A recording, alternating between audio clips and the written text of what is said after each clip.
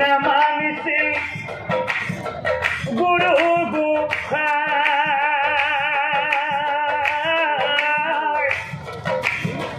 নামানিছিল গুৰু গোসাঁই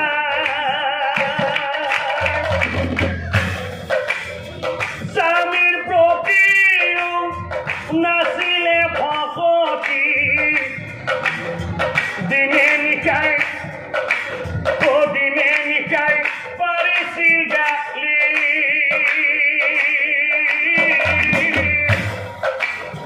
দিনে নিশাই পাৰিছিল গালি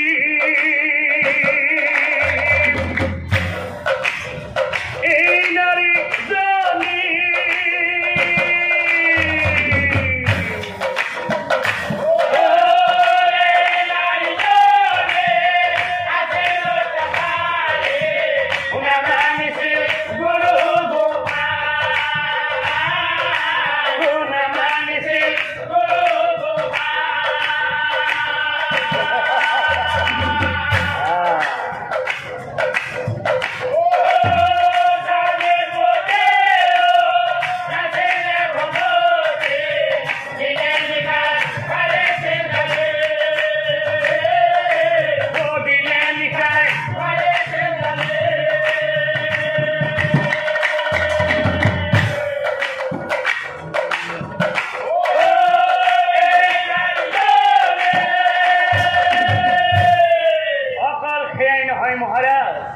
এই নাৰীজনী সদায়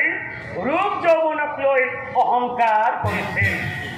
আৰু এই নাৰীজনী কোনোদিনেই হৰিৰ নাম লোৱা নাছিল আৰু মহাৰাজ এই নাৰীজনী গৰ্ভৱতী অৱস্থাত ঘৰৰ পৰা এজনী গাভীক পালন নকৰি ঘৰৰ পৰা খেদি পঠাইছিল আৰু যেতিয়াই সেই নাৰীজনী সেই গৰ্ভৱতী অৱস্থাত যেতিয়া নিজৰ পথাৰত আহি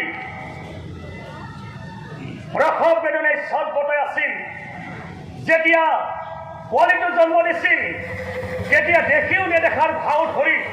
সহায় নকৰি ঘৃণা কৰি ঘৰলৈ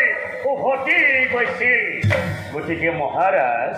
এই নাৰীজনী মহাপাপ কৰ্ম কৰিছিল এই নাৰীজনী মহাপাপী আছিল নাই এই চিত্ৰগুপ্তৰ কথা শুনি জংঘল মহাৰাজ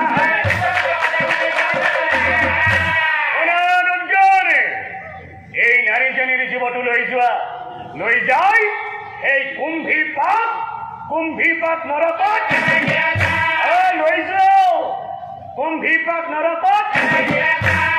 এই 16খন নৰকত এই শাস্তি দি আৰু যেতিয়া তোমালোকে এই নাৰীজনীৰ জীৱটো এবছৰলৈ শাস্তি দি থাকিবা যেতিয়া এবছৰ পূৰ্ণ হ'ব যেনেকৈ এই নাৰীজনীয়ে সেই গাভীজনী লেতেৰা জেগাত থকা বুলি ঘৃণা কৰিছিল ঠিক তেনেকৈ এই নাৰীজনীৰ জীৱটো লৈ যায় সেই গাহৰিৰ গৰ্ভত জন্ম দিবা যোৱা লৈ যোৱা আৰু তেতিয়াই প্ৰভু নাৰায়ণে নাৰদক চাই সুধিছিল নাৰদ মই কোৱা কাহিনীটো তুমি শুনি আছা নহয় আৰু মই কোৱা কাহিনীটো তুমি ভালদৰে বুজি পালা নহয় কিয় বিবাহিতা মহিলাক সেই গোমাতাই অভিশাপ দিছিল আৰু কিয় এই মনুষ্যৰ সন্তানে জন্মিয়ে খোজ কাঢ়িব নোৱাৰে আৰু কিয় সেই নাৰীজনীৰ জীৱটো সেই গাহৰিৰ গৰ্ভত জন্ম দিব লগা হ'ল তুমি ভালদৰে বুজি পালা নহয় এয়া আছিল তুমি সোধা প্ৰশ্নৰ উত্তৰৰ কাহিনী কিন্তু নাৰদ যিজন মনুষ্যই গোমাতাক কৰিব সেৱা শুশ্ৰূষা যিজন মনুষ্যই গোমাতাক কৰিব সেৱা শুশ্ৰূষা তেওঁৰে মংগল সিদ্ধি হ'ব তুমি নিশ্চয় জানিবা তেওঁৰে মংগল সিদ্ধি হ'ব তুমি নিশ্চয় জানিবা। হৰিতমা চৰণে